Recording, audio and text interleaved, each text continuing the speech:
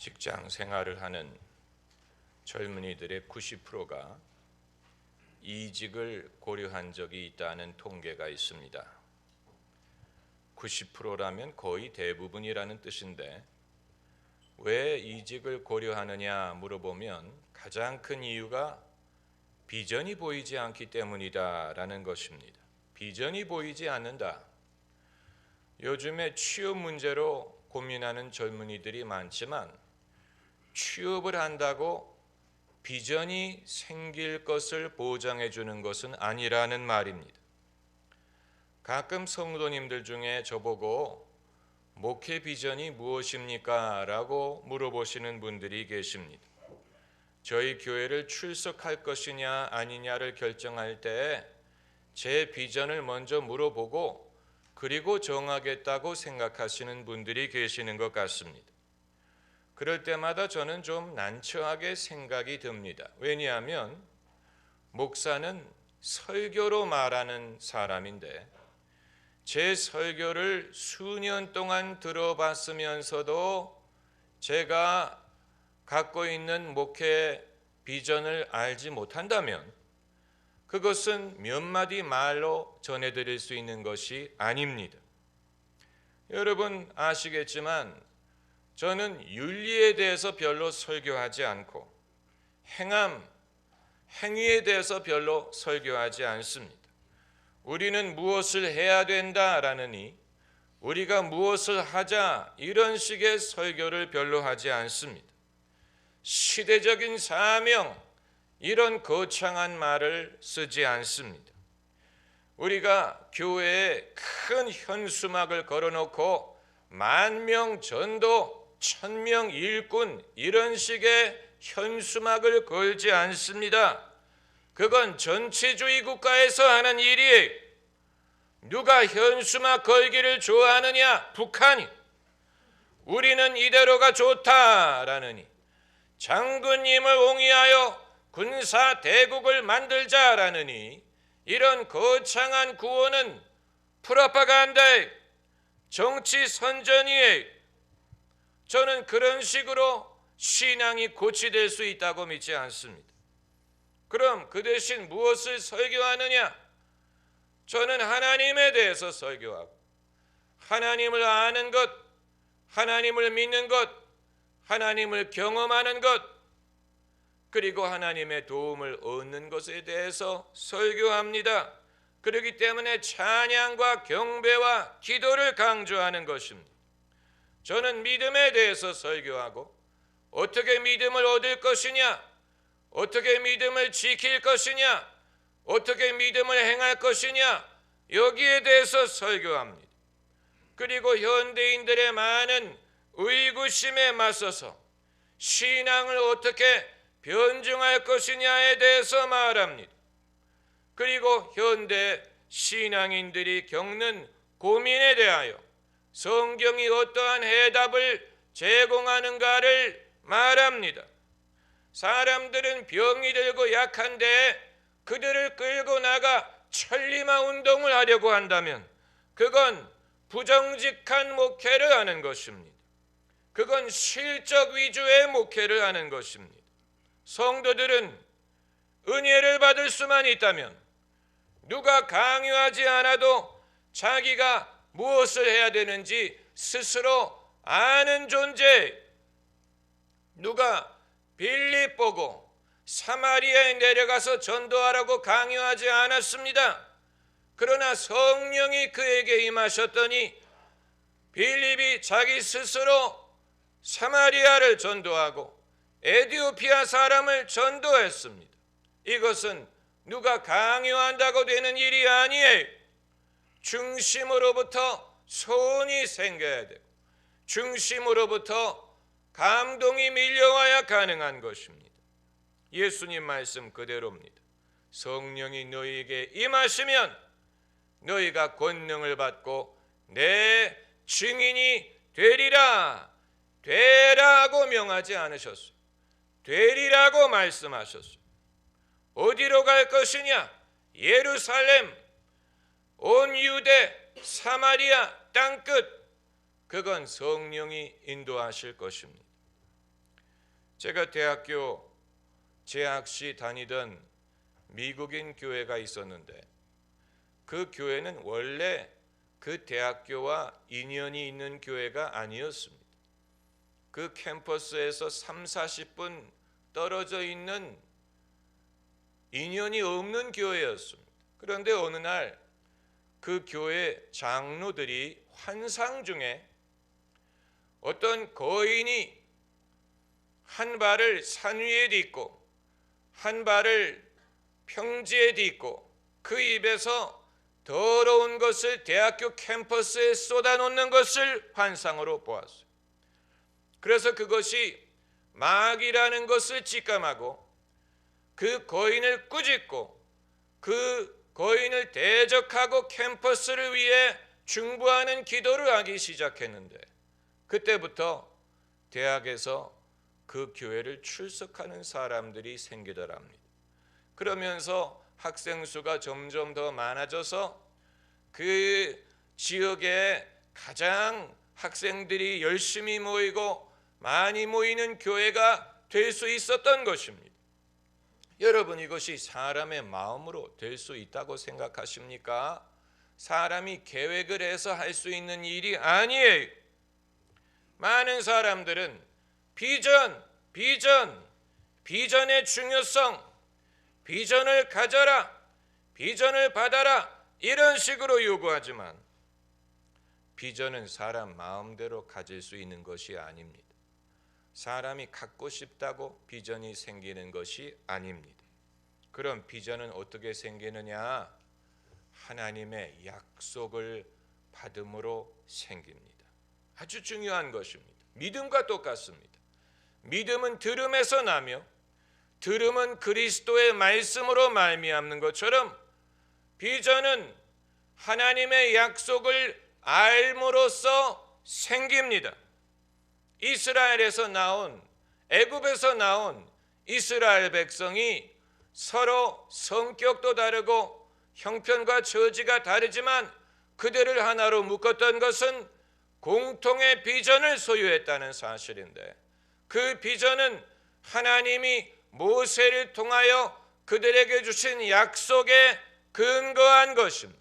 하나님이 약속을 주셨고 그들은 비전을 가졌고 그 비전이 그들로 하여금 어디로 가야 되는지, 왜 가야 되는지, 무엇을 해야 되는지를 알게 했던 것입니다. 그러면 하나님이 내게 주시는 약속을 어떻게 알 수 있다는 말이냐? 그것은 하나님 앞에 엎드리는 방법밖에는 없습니다.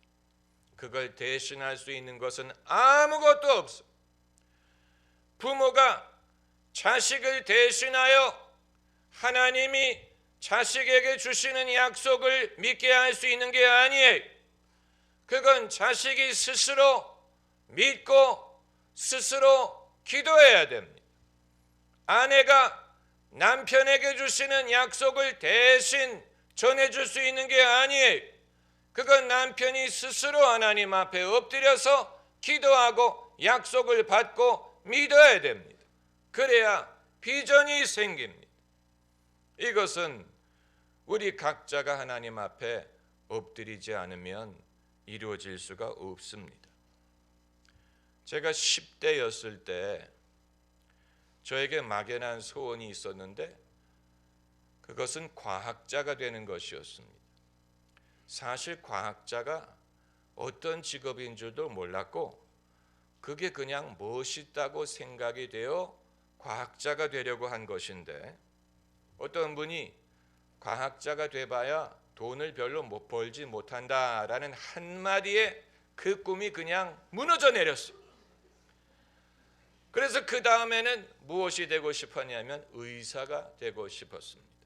그것도 의사가 뭐를 하는 직업인지 정말로 의사가 되고 싶어서가 아니고 의사가 되면 돈을 잘 벌지 않을까 하는 생각으로 막연하게 의사가 되고자 했던 것인데 제가 17살에 예수 그리스도를 구주로 영접한 다음에 제 마음속에 자연스럽게 하나님의 말씀을 전하고자 하는 소원이 생기기 시작했습니다. 이것은 누가 강요한 게 아니었어요. 스스로 제 마음속에서 그 소원이 생긴 것입니다. 가족 중에 그런 일을 하는 분이 있었기 때문도 아니었고, 또 그것이 돈을 잘 벌 수 있는 그런 직업이었기 때문도 아니에요. 마음속에서 그런 마음이, 소원이 생겼기 때문에 한 것입니다. 그런데 그 한 번의 소원으로 제가 모든 비전을 갖게 됐다는 뜻은 아닙니다. 그 이후에도 많은 시행착오와 기다림이 필요했습니다. 제가 처음 목회자의 꿈을 갖게 될 때 나는 장차 도곡동에 기쁜 소식 교회를 개척하겠다라고 한 게 아니에요. 그건 전혀 상상 밖의 일이었지요. 그 이후에도 이 많은 기다림이 필요했습니다. 이스라엘 백성이 애굽에서 나오자마자 가나안 땅에 들어간 게 아니에요. 가나안 땅에 들어가게 되겠지만, 그러나 그들은 매일 낮에는 구름 기둥, 밤에는 불 기둥의 인도를 받아야 했습니다. 하나님이 함께 하신다는 증거가 구름 기둥과 불 기둥이었어요. 우리도 마찬가지 약속을 받았다고 그 약속이 당장 이루어지는 건 아니지만 하나님이 함께 하신다는 것을 느끼게 하십니다. 불기둥과 구름기둥, 그 말은 어두울 때 하나님의 인도가 더 뜨겁다는 말이에요. 어두울 때 하나님의 인도가 더 분명하다는 말이에요. 밝을 때는 그렇게 뜨거울 필요가 없지만 인생의 어두운 순간에 하나님이 더 확실한 방법으로, 더 뜨거운 방법으로 우리를 인도하십니다. 많은 사람들이 평탄할 때보다 괴로울 때 믿음을 갖는 이유가 바로 그것입니다. 건강할 때보다 몸이 아플 때 더 간절한 믿음을 갖게 되는 이유가 바로 거기에 있습니다. 평탄할 때 믿으면 얼마나 좋아요. 그러나 인간의 성품이 그렇기 때문에 사람은 고난 중에 하나님께 부르짖고, 괴로울 때 낮아지고, 그리고 힘들 때 누군가를 의지하려고 합니다. 성경에 등장하는 모든 믿음의 사람들은 괴로움의 경험 속에서 하나님을 만났어요. 야곱이 언제 하나님을 만났습니까? 베델에서 돌베개하고 자는 중에 하나님을 만났어요. 또 다윗이 언제 시편을 썼습니까? 사울 왕을 도망다니고 도망자의 삶을 살 때 시편을 썼습니다. 언제 한나가 하나님께 찬미했습니까? 그가 자식이 없으므로 괴로워하며 울고 기도할 때 하나님께 찬미의 시를 썼습니다. 어두울 때 하나님의 인도가 더 뜨겁고 더 분명합니다. 우리 민족과 이스라엘 민족을 비교하면, 여러분, 창세기에는 아직 민족이 존재하지 않고 공동체가 존재하지 않았습니다. 창세기에는 가정과 개인만 존재했습니다. 약간 마피아와 비슷합니다. 패밀리. 창세기에 등장하는 믿음의 사람들은 가정이었어요. 그러다가 출애굽기에 건너와서 비로소 민족이 형성이 되고 사회라는 것이 생겼습니다. 그래서 이 사회를 지탱하기 위하여 필요한 것이 세 개가 있었는데, 첫째는 율법과 십계명이 필요했습니다. 여러분, 왜 십계명이 창세기가 아니고 출애굽기에 등장하는지 아십니까? 그 말은 십계명이 오기 전에는 사람들이 살인이든 간음이든 도둑질이 나쁘다는 것을 몰랐다는 뜻이 아니고, 왜 출애굽기에 이르러서 하나님이 계명과 율법을 주셨느냐? 그것은 사회를 지탱하기에 필요했기 때문입니다. 서로 피가 섞이지 않는 남남끼리 공동체를 이루기 위해서는 공통의 규칙이 필요했기 때문입니다. 그것이 바로 십계명과 율법이. 그리고 두 번째로 이들이 사회를 형성하기 위해 필요했던 것은 공통의 아픔의 경험입니다. 그들의 민족의 아이덴티티가 공통의 혈통에서 비롯됐다고 말하는 사람도 있고, 공통의 신앙에서 비롯됐다고 말하는 사람도 있지만, 그것보다도 더 강력하고 더 확실한 것은 공통의 아픔의 경험이에요. 그들이 그들로 하여금 민족의 아이덴티티와 또한 그들을 서로 남남인 사람들을 하나로 묶을 수가 있었던 것입니다. 그리고 세 번째로 그들이 갖고 있었던 것이 바로 공통의 약속입니다. 하나님이 그들에게 주신 약속. 남자든 여자든 젊은이든 늙은이든 간에 그들은 공통으로 하나님이 그들에게 주신 약속이 있었어요. 그것이 바로 가나안 땅입니다. 내가 너와 내 후손에게 이 땅을 영영히 주리라. 그것이 그들에게는 민족의 아이덴티티를 형성하는 아주 중요한 하나님의 약속이었어요. 오늘날 우리 사회와 이스라엘을 비교하면 우리는 공통의 법도 있고 공통의 아픔의 경험도 있습니다. 과거의 식민지 생활, 과거의 가난, 전쟁, 또 더 나은 사회를 이루고자 하는 시련, 지금도 겪는 많은 모순, 이런 공통의 아픔의 경험이 있지만 우리가 한 가지 갖고 있지 못한 것은 공통의 약속. 왜 우리 사회가 하나가 되지 못하고 늘 다투느냐? 공통의 약속을 갖고 있지 못하기 때문에 그렇습니다. 우리의 소원은 통일. 그러나 하나님이 그것을 약속하시지 않는다면 희망사항에 불과합니다. 그럼 어떻게 하면 약속을 받을 수 있느냐?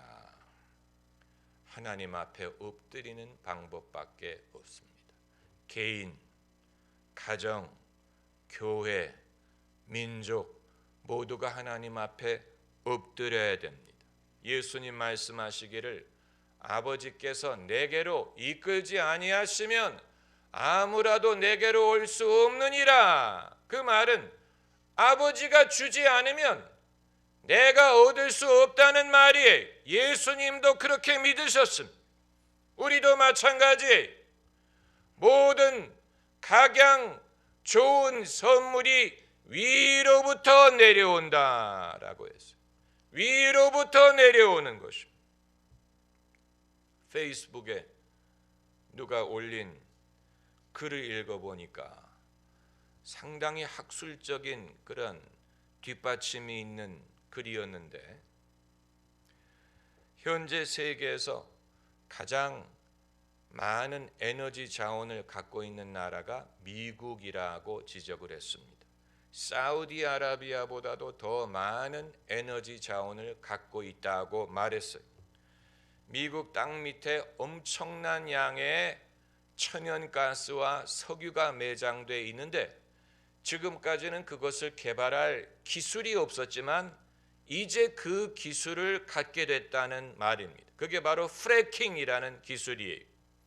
만일 이 천연 자원을 개발하기 시작하면 미국은 에너지 수입국이 아니고 자급자족하고 에너지를 수출할 수 있는 국가가 될 것이고, 가장 큰 타격을 받는 나라는 러시아가 되고, 중국은 결코 경제적으로 미국을 따라잡지 못하게 될 것이고, 지금까지는 석유 때문에 중동이 세계에서 중요한 위치를 차지할 수 있었지만 미국이 에너지를 수출하는 나라가 되면 중동은 별 볼 일 없는 지역이 될 것이다.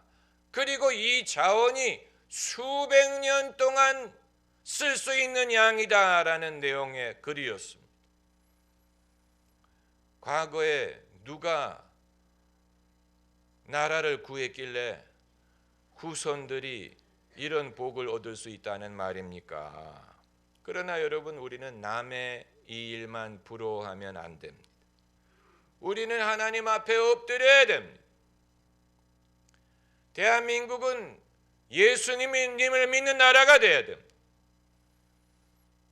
기독교 국가가 되어야 됩니다.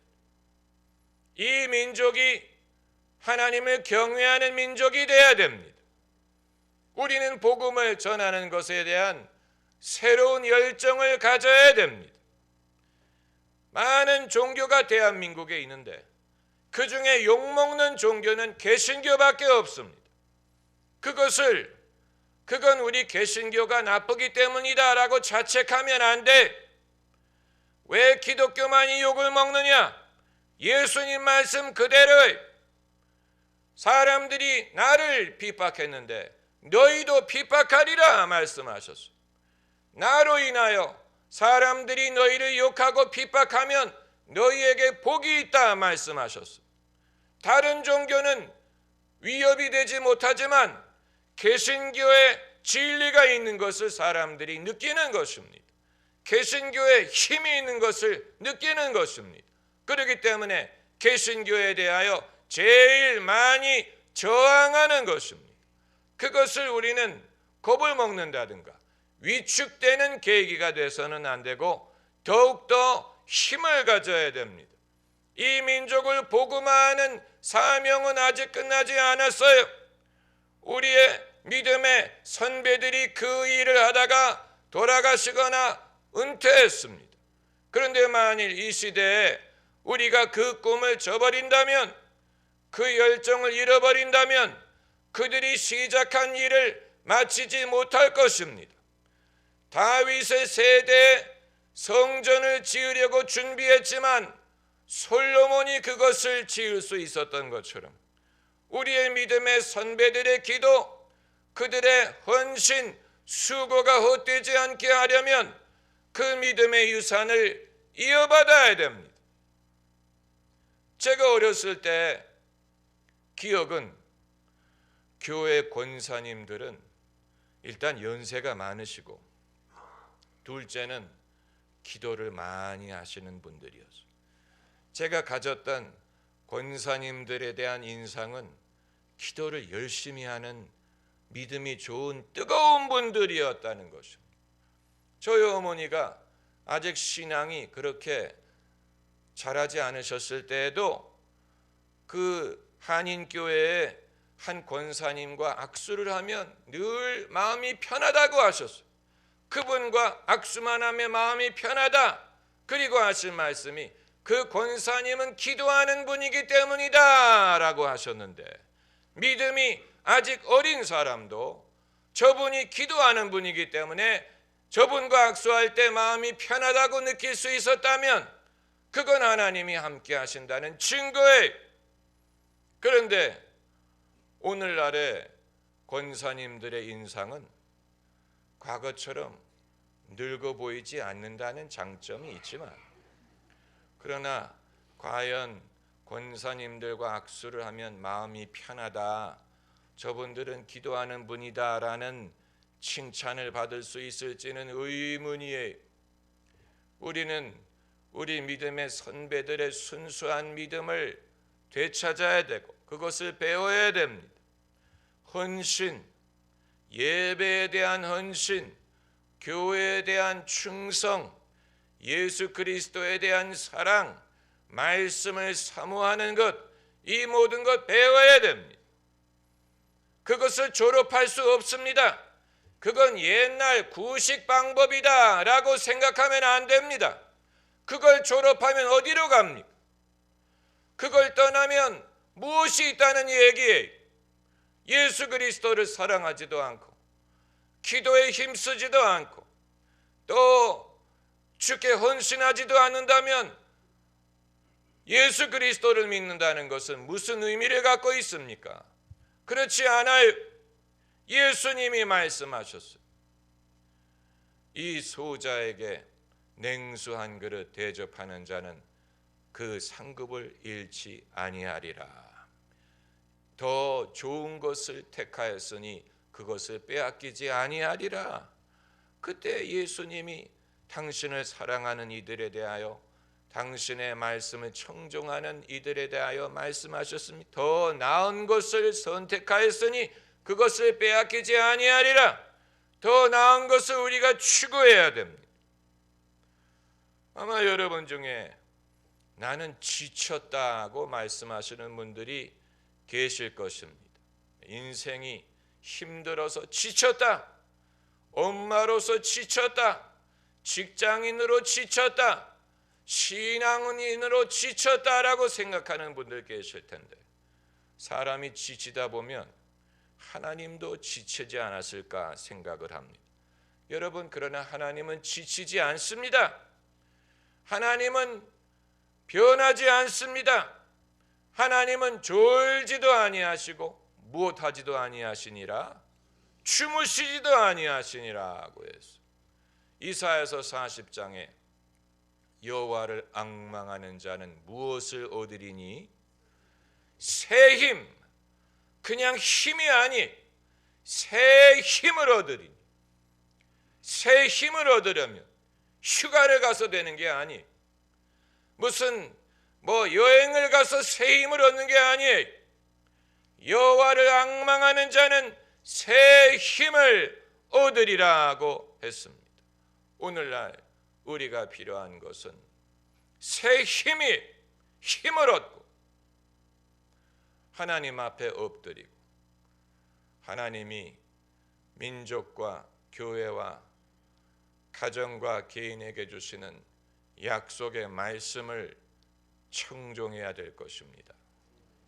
기도하십시다.